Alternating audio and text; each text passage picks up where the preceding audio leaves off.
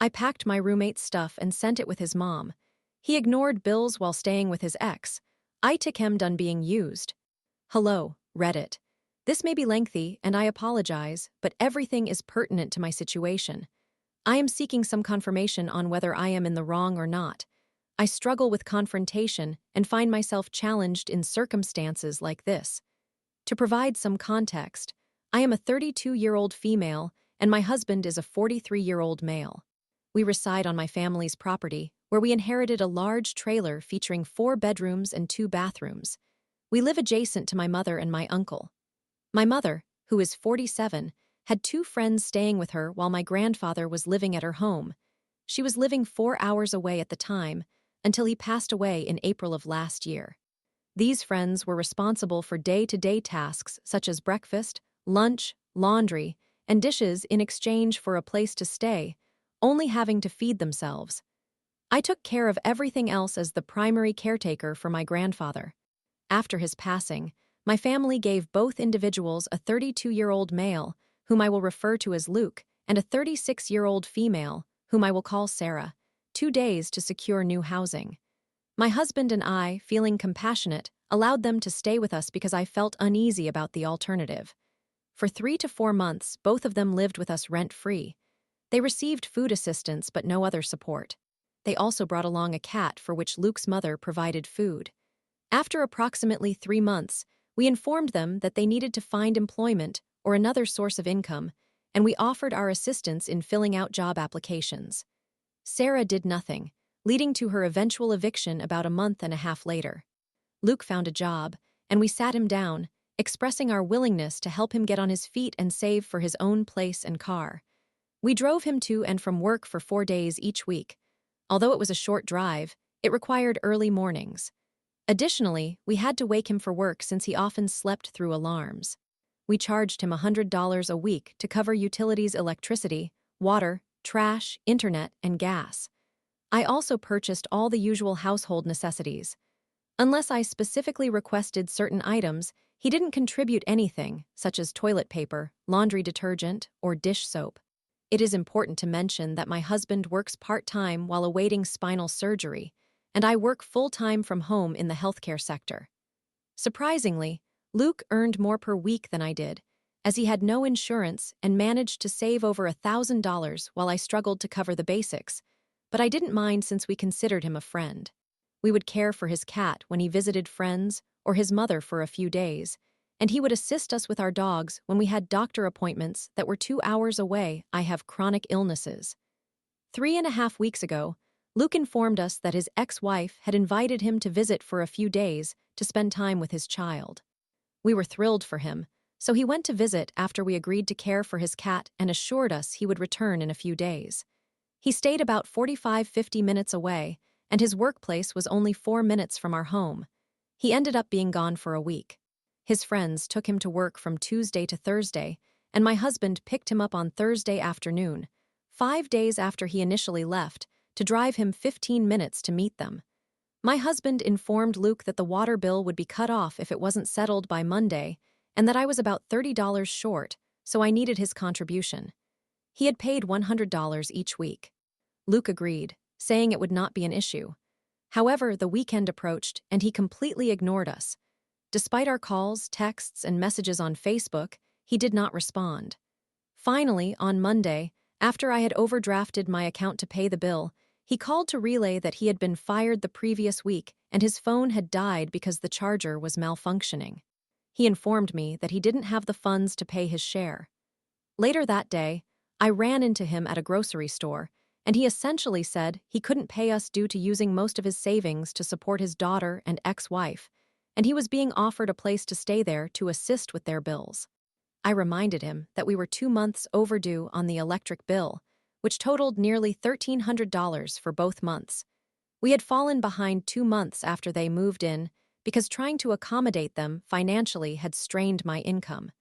They did not receive sufficient food assistance to meet their needs, and we never managed to recover financially. Luke responded that he would figure it out, but insisted he couldn't pay us since he wasn't there the previous week. I clarified that he was not renting a room weekly. The $100 a week was merely a means to simplify things for him, and he was accountable for previous month's bills.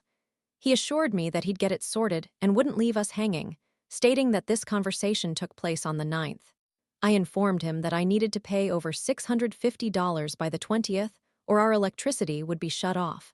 He promised to ensure we received his share, but expressed that he just needed some time.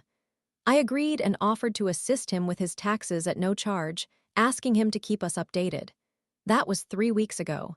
He returned once, trying to claim that he wasn't trying to take advantage of us.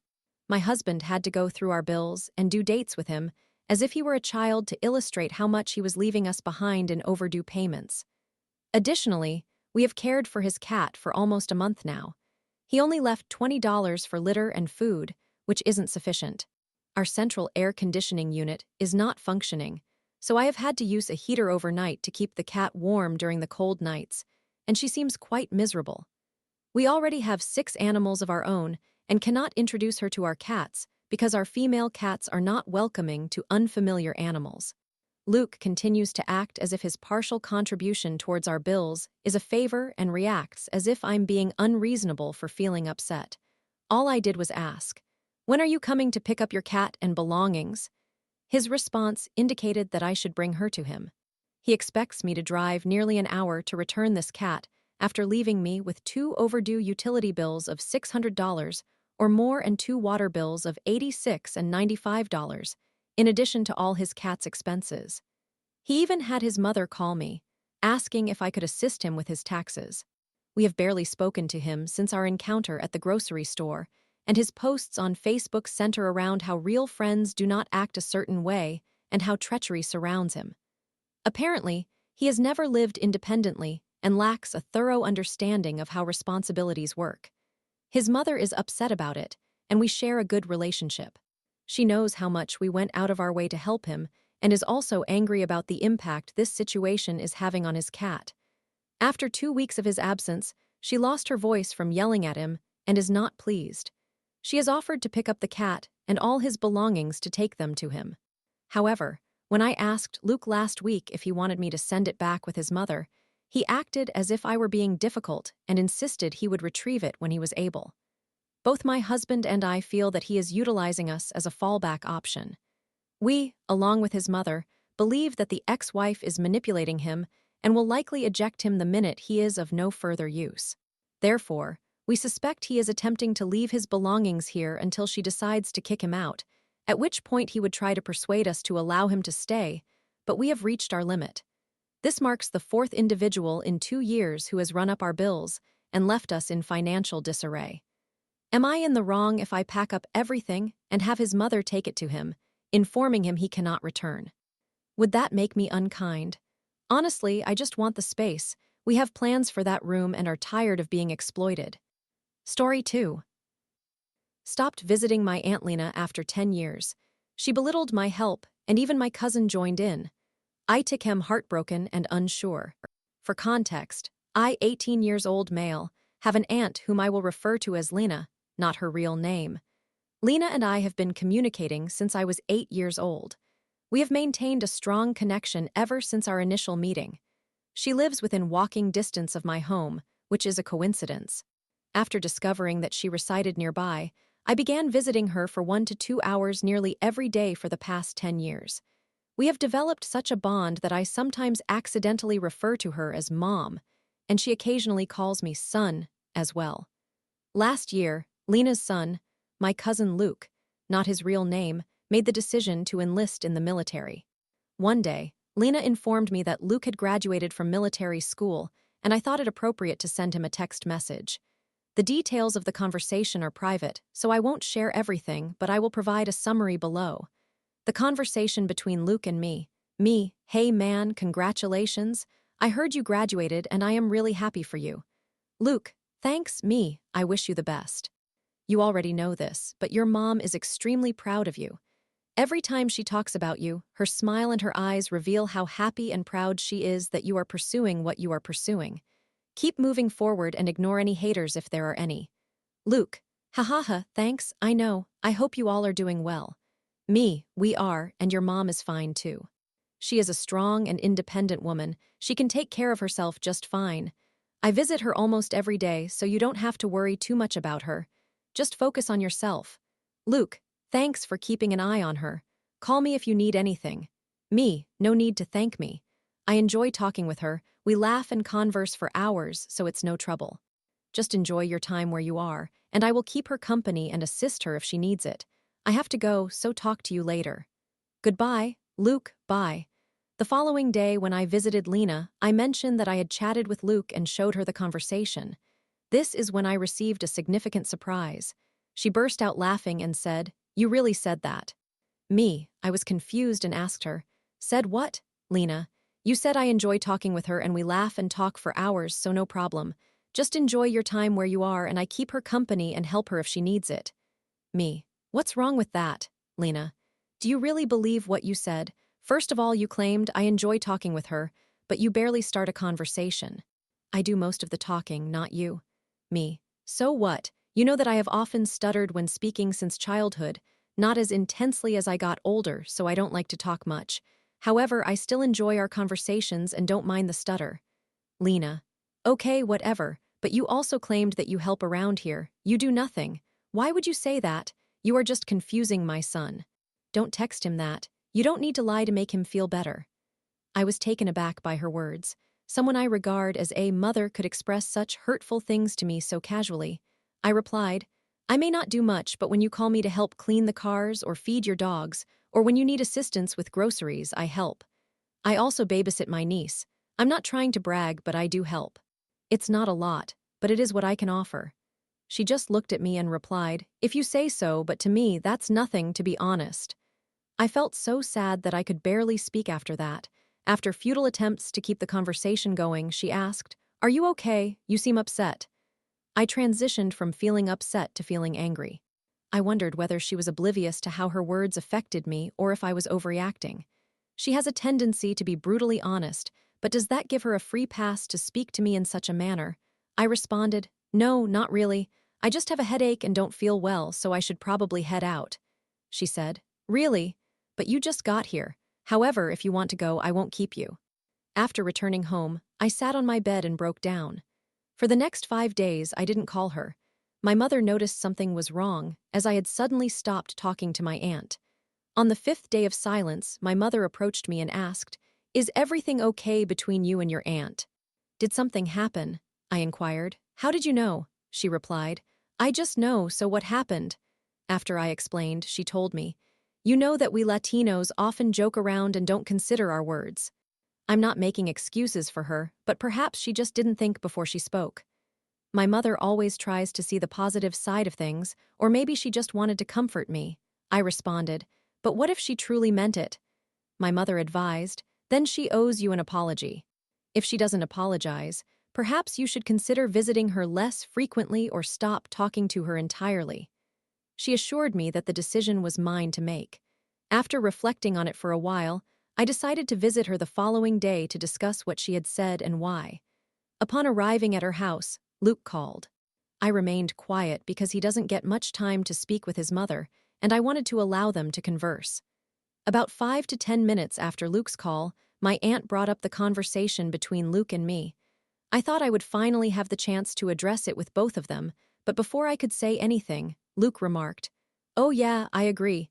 He doesn't do much and is so quiet. It's weird. He's like a corpse, except at least a corpse makes its presence known because of the smell. He just sits there and doesn't do anything. I guess most of the time, you can't even tell he's there, haha." I had mentally prepared myself for a scenario like this following my last conversation with Lena, but hearing those words come directly from their mouths felt entirely different.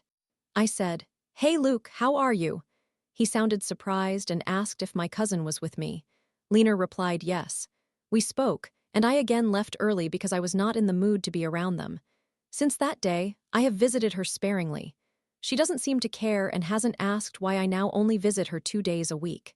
I have shared my feelings on this matter with others and received mixed responses such as, "Don't be so sensitive," or "Maybe she just doesn't know how to express her feelings about you properly."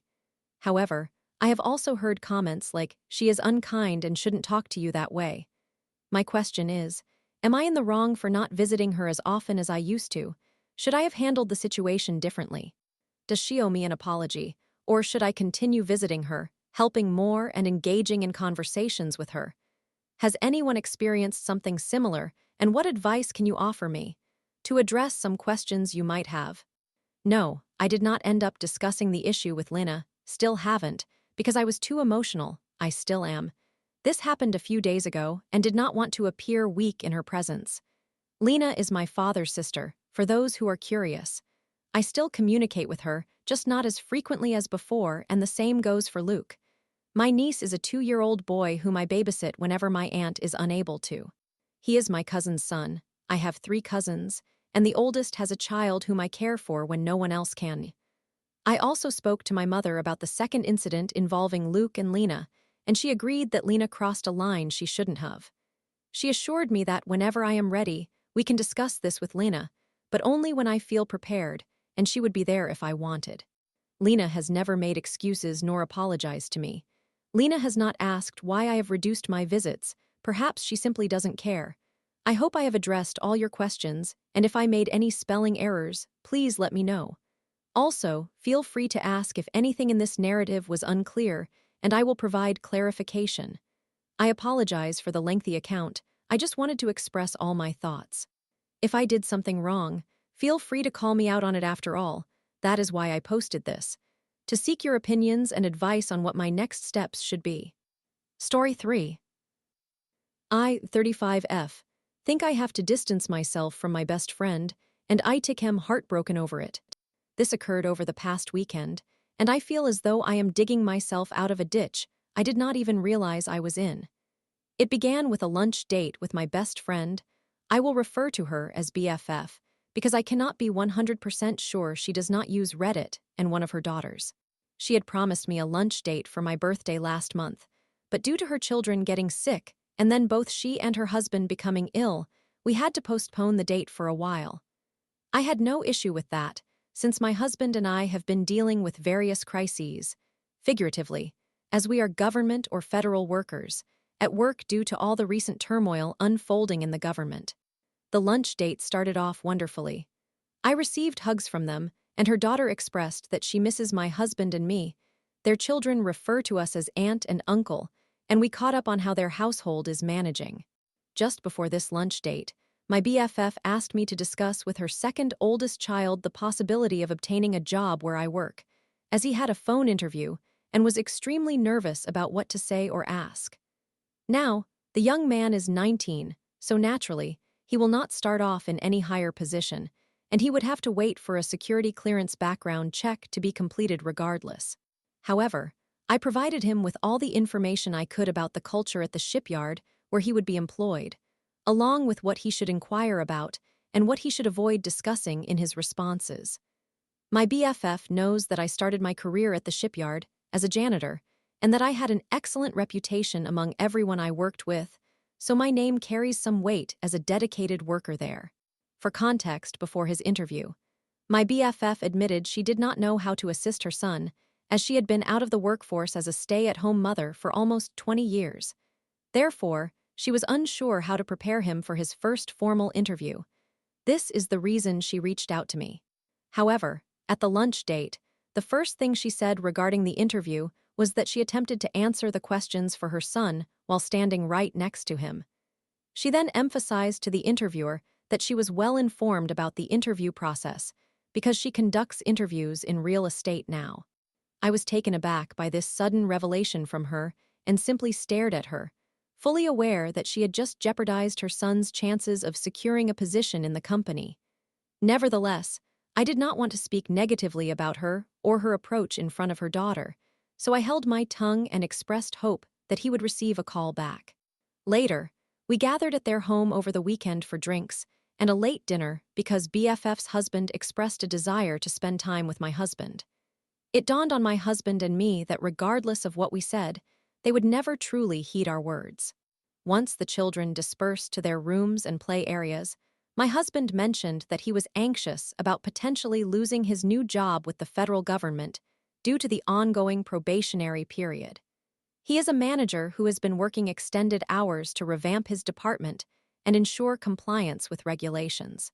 He has been receiving praise from much higher ups and has even been invited to Washington, D.C., to discuss the changes that need to take place. However, based on their reactions, you would think he was a toddler presenting his latest macaroni art to our best friends. The two of them merely gave a sympathetic grunt, and BFF's husband remarked, "Yeah, that sucks for you, dude." He then went on to say how busy he was with his job that he could not manage his side gig in real estate any longer while on the clock. The most troubling moment occurred when my husband discussed a particular email he needed to respond to, which was being criticized by everyone in the government. The individual requesting the information was not knowledgeable about any of the programs and therefore could not ask for the information he wanted. All BFF's husband could offer was, "Well, he has a security clearance with NASA or something like that, so he can ask for it." Complete, total, brainwashed. After we finished the movie we were watching, we left their house, and as soon as we got in the car, we erupted. Security clearances do not function that way. The need-to-know principle does not operate like that, and sharing sensitive information does not work like that. The most frightening aspect for us is that BFF's husband is aware of this because he also works in federal government. For the past few days, this has dominated our conversations, discussing how we were not taken seriously, how they have never listened to us, and how we have made excuses for them all along. My husband has been involved with the federal government for a longer period than BFF's husband has, but because I am the youngest in the group, they assume he is as well. He is 45. Above all, we are faced with the only option of distancing ourselves from our friends, or at least those we thought were our friends. What pains me the most is that we are invested in their children's lives as well. My husband has tried to assist the two oldest in securing relatively safe positions in the military. He is a veteran and has many connections, but they did not take his advice. I have attempted to offer guidance to the daughters regarding relationships, but was ridiculed by BFF's husband for interfering in their lives. We have put forth significant effort to help, yet we have never been acknowledged. So when BFF and her husband would vent to us about the issues we were trying to help them with, we remained silent because it was clear they did not want solutions from us. I am utterly devastated that now I can only reflect on all my interactions with her and suddenly see them for what they truly were. Anytime I prepared a new dessert that her husband and children enjoyed, she insisted on making it the next time and told me not to prepare or bring anything because the kids were not really fond of that dessert and probably would not eat it. After I underwent surgery to repair the muscles in my abdomen, when she began receiving Botox, lip injections, and treatments for her arms and legs, she would say, "I will give you my Botox doctor, and he can enhance your lips and eliminate your forehead scar." I have a large scar on my forehead from chickenpox and poison ivy as a 7-year-old, but I have learned to embrace it and love it after years of bullying. Most recently, regarding the job interview questions for her son, why is what I am and what I excel at a threat to her? I feel lost and ill when I contemplate these matters, and despise that, after 5 years of friendship, my husband and I no longer have best friends.